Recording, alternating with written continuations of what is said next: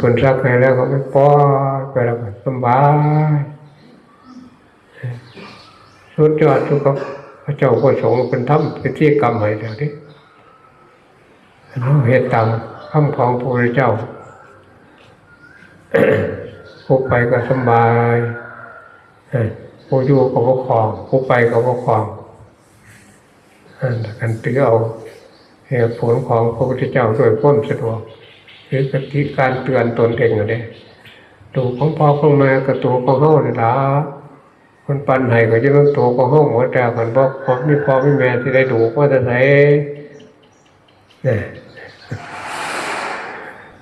อันนั้นเป็นดินเป็นหยังไปเลย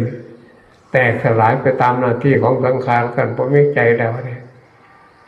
ธาตุดินไปเป็นดินไปเสียละน้ำลมไฟแตกกันไปแล้วนี่